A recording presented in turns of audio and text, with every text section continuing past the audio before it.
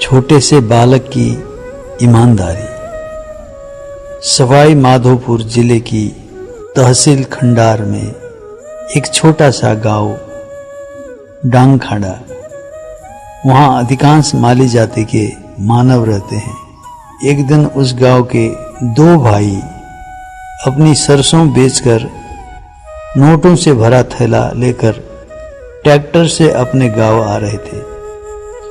संयोगवश थैला रास्ते में गिर गया। उसी रास्ते से छोटे लाल नाम का एक बालक खेल कूद कर रात के अंधेरे में अपने घर जा रहा था।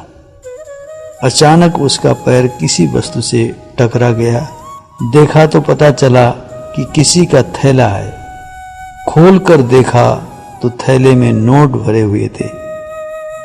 बालक हैरान हो गया।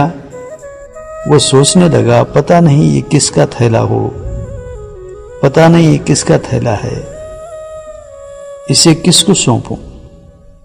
यहीं छोड़ दूंगा तो कोई और उठा ले जाएगा। जिसका यह थैला है उसे कितना अधिक दुख और कष्ट होगा। बालक की उम्र तो छोटी थी, वह निर्धन माँ बाप का बेटा था, पर ईमानदारी की तो यह परम सीमा थी। वो थैले को उठाकर अपने घर ले आया और घास फूस की झोपड़ी में छिपाकर रख दिया। वो स्वयं वापस आकर रास्ते पर खड़ा हो गया। उसने सोचा, यदि कोई ढूंढता हुआ आएगा तो पहचान बताने पर उसे दे दूंगा। इधर जब थोड़ी देर बाद दोनों भाई घर पहुंचे तो ट्रैक्टर में थैला नहीं था। दोनों भाई घबरा गए। निराश होते हुए मन में सोचने लगे, हे भगवान, पूरे साल की कमाई थैले में भरी थी, सब चली गई। किसी को मिला भी होगा तो कोई बताएगा भी नहीं।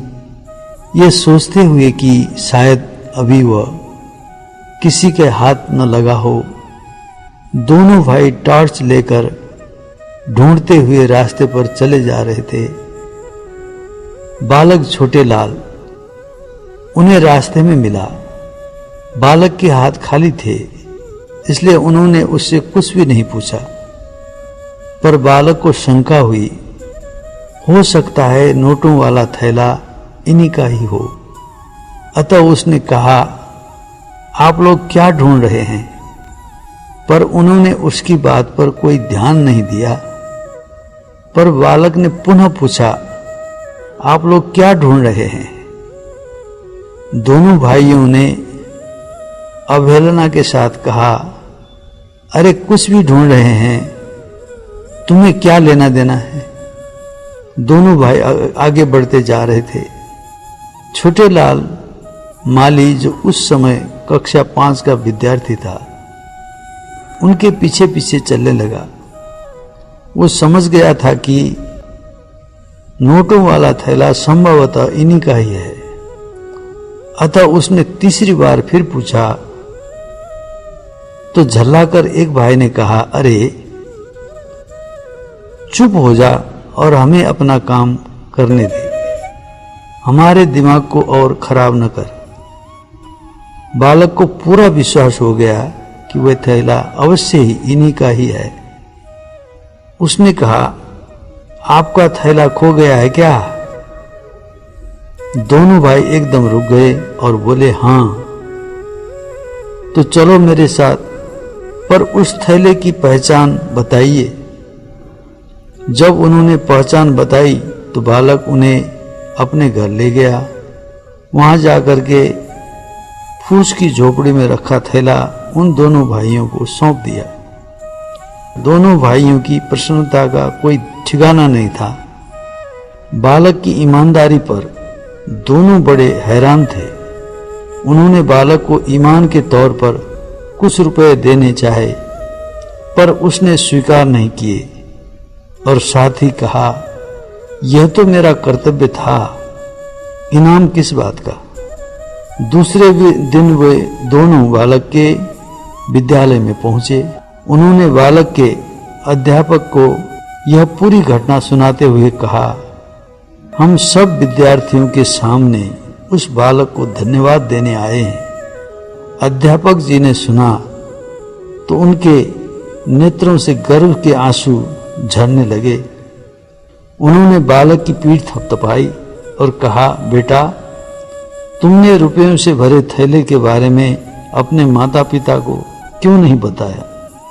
बालक बोला, गुरु, इसलिए कि मेरे माता पिता निर्धन हैं। कदाचित उनका मन बदल जाता। हो सकता है रुपयों को देखकर वे उनको वापस नहीं सौंपते।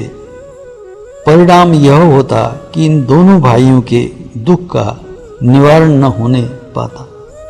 इसलिए मैंने घर वालों को थैले के बारे में कुछ भी नहीं बताया।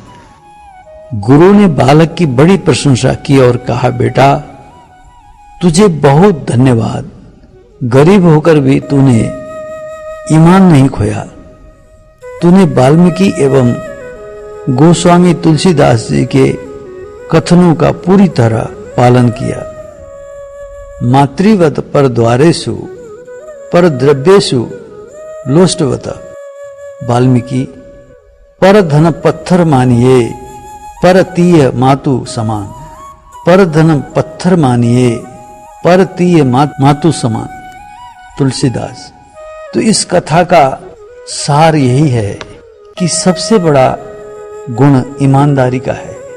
अगर हम ईमान को कभी भी नहीं खोते, जीवन का सबसे बड़ा धन समझते हैं, तो ये ईमानदारी ही हमें सर्वश्रेष्ठ व्यक्तित्व की स्थिति में ले जाता है।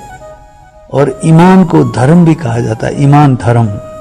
तो जिस प्रकार इस छोटे से बालक ने अपने ईमान को नहीं खोया, भले ही उसकी गरीबी जीवन की दास्ता थी, पर भी ईमान धन को उसने नहीं खोया। तो इसीलिए आज उसको एक ईमानदारी का सर्वश्रेष्ठ व्यक्तित्व के रूप में देखा जा रहा है। तो कोई अवस्था की बात नहीं होती है। गुणों से बड़ा अवगुण से छोटा हो जाता है। तो गुण ही जीवन के सबसे बड़े गहने हैं। तो ईमानदारी ही सबसे बड़ा धन है, जिससे हमारे व्यक्तित्व को बहुत ही प्रसिद्धि मिलती है।